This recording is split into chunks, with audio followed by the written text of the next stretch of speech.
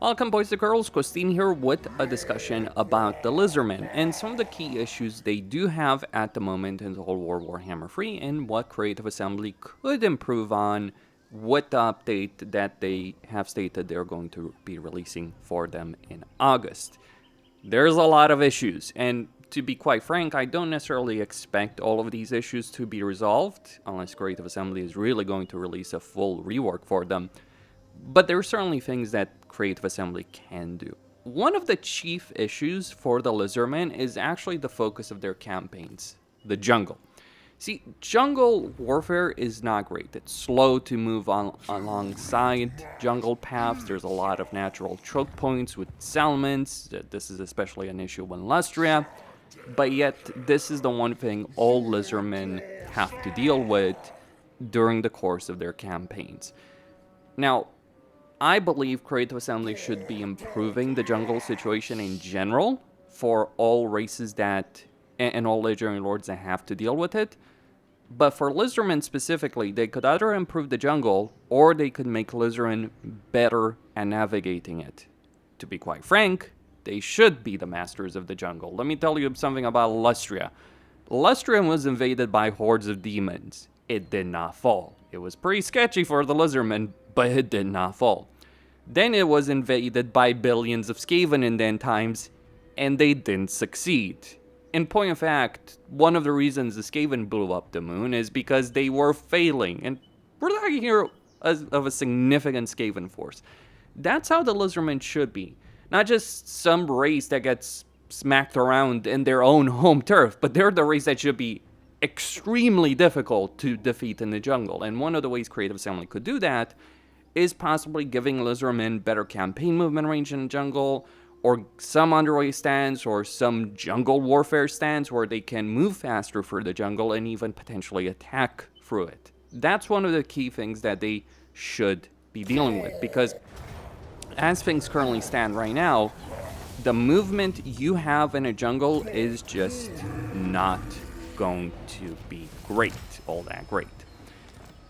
Something else to talk about with the Lizardmen. I'm sure a lot of people are going to mention the Geomantic Web. Sure, it is not a great system, but to be quite honest, I just don't really care about the Geomantic Web. And in point of fact, that is kind of the smaller issue that I do have with them. To be certain, it could be better. You could get better commandments. You could get a better system, public order in particular. It could be better, right?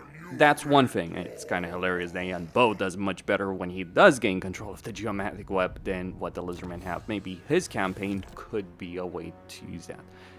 But then we go into the research tree, and oh boy, is this a gigantic clusterfuck of a research tree. I think it's one of the worst, if not the worst, research tree in the entire game. There's a lot of useless stuff that you really don't care about, but the problem is that useless stuff may be required in order to get access to good stuff. To be sure, there are certainly good things that you can unlock, like sequence of construction. Just go for that, get growth, get sequence of the city for construction costs, get sequence of construction. Okay, all well and good. But the problem is you need various buildings. So for instance, this research line is arguably, or without a doubt really, overall the best research tree that you can get. The problem is you require buildings, and you require different tiers of buildings in order to unlock that research. So you have some stuff that you get at tier 1, some stuff at tier 2, some stuff at tier 3 with Grand Plaza that is very, very damn useful over there. And that is a frustrating aspect with the Lizardmen, that a lot of that good stuff that they do have with regards to research is locked away behind buildings. And that's not the only thing that's locked behind buildings, but certainly the way the research tree is organized, a mess. The way it's unlocked, not particularly great. Like, imagine being in a situation where you're literally only getting one building to unlock research in a campaign. That is not a great system. It wasn't ever great in the history of Total War. To be fair, I have a lot of issues in general with the research tree of Total War ever since it has been added into the game. So if they would actually remove the research tree completely, that would be better, or allow you to research multiple things at the same time as opposed to just one thing at one time. Maybe one thing if you want to do it faster, that's just a perspective, but that's a general issue with the research tree. But I think the building requirement should be removed, and I think that the research tree should be overhauled. Now, after that, we of course got to talk about skills for Lizardmen lords, heroes, etc. The skill line situation is, again, not great. You might say, oh, you have a bunch of choices. Not really. If, for instance, you've got a Saurus Soul Blood, you're always going to get Blessing of Coatzel, because 20% upkeep for Saurus and Temple Guard infantry units is a pretty big deal. Don't get me wrong, Kotek is pretty useful in his own right, but yeah, 20% upkeep is 20% upkeep, and not something to be ignored on that subject. And similar situation with heroes. And yes, we gotta talk about Mazdamundi, because man, does Mazdamundi have a miserable campaign. Like, if there is anything that I believe CA should do with the Lizardmen update is update Mazdamundi. Give him some unique campaign mechanics, because he could really, really use them in a lot of ways on that subject. But wait, there is more. So beyond the jungle, beyond research tree, beyond lords and heroes, campaign mechanics, or lack thereof of campaign mechanics, because you gotta consider, Lizardmen have a lot of content in them. They have a good number of DLC or free DLC characters available to them, and yet they feel so really bad to play. One of the chief reasons for this, beyond jungle, beyond research, has to do with recruitment tiers. So Lizardmen, a lot of Lizardmen units are locked behind higher tiers. There used to be a point where Saurus could be recruited at tier 1. Maybe they should be recruited at tier 1 again. I'm quite serious on that. I understand why CA changed it, but nowadays, yeah, regular Saurus are, not that great of a unit. So if that meant we would get Temple Guard at tier 3, that's a different discussion. But then we also got to talk about Lizardman economy. It's decent, but it's not great, and considering the stuff you're dealing with, you're going to outrun your economy very, very quickly.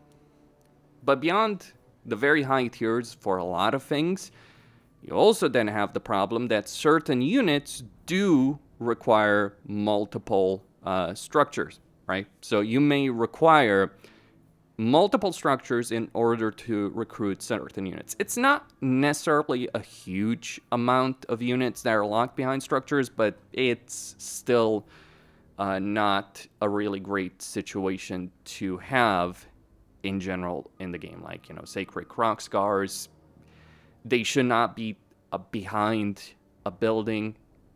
That from my point of view, they should not be locked behind that, because it's just, like, recruitment capacity is, by the way, a problem for Lizardmen, because they do have limitation on that. But yeah, building changes the way, like, some buildings should be removed, some should be merged together, the effects should be merged together, because, like, you're just not going to get certain buildings in a campaign because you won't have them. You need growth, you need control, you need all kinds of buildings, and yes, requiring pylons in order to improve the Geomantic Web is not great.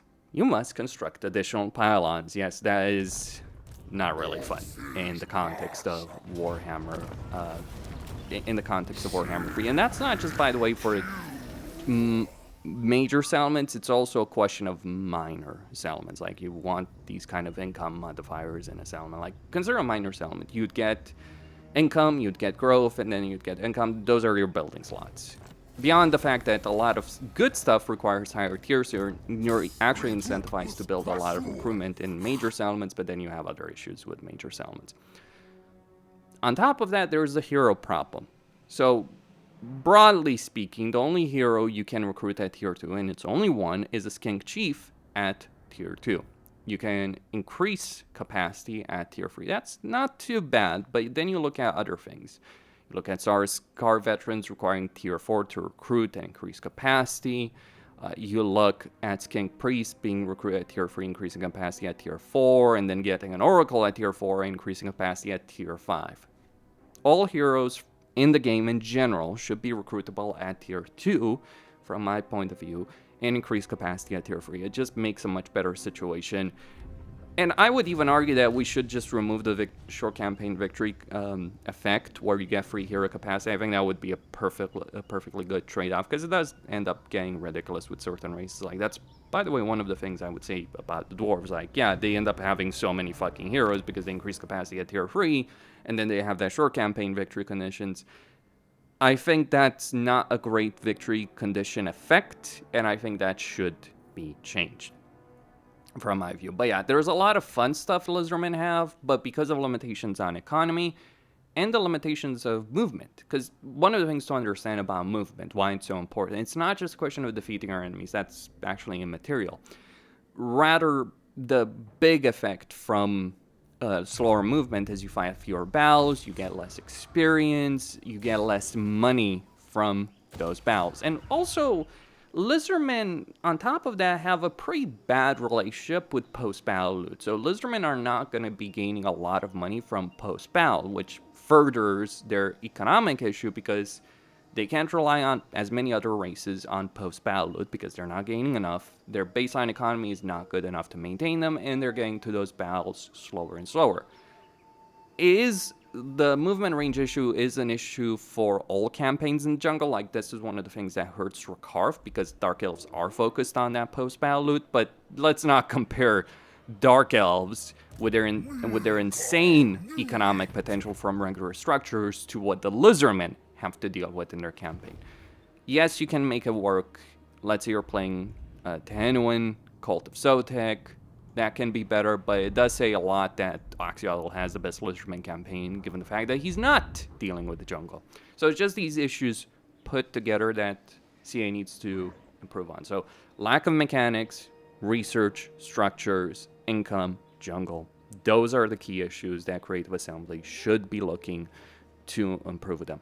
What exactly they'll do, I guess it depends on how big the update is going to be, really, because we waited quite a good amount of time for the Kislev update. And it was good, don't get me wrong, but I guess we'll find out what exactly CA is planning with respect to the Lizardmen in August. We'll find out. But if they can improve at least some of these issues, Lizardmen will be better to play, but I do hope they do go big, because out of all the races in Warhammer 3, when I think of races that are not particularly great, or campaigns that are not particularly great, like Vampire Coast, you can see how those races could be fixed, quote-unquote, easily enough. Right? It would be great to have unique mechanics, but that's a different discussion. But when you look at Lizardmen, I'm quite serious when I say it, and I've said it before, you could remove the Lizardmen from the game, and I'm not sure anyone would really notice. Like, remove them, tear them down, rebuild them from the ground up. That's kind of what I think they need at the moment. That's all I had to say. Costin, signing out.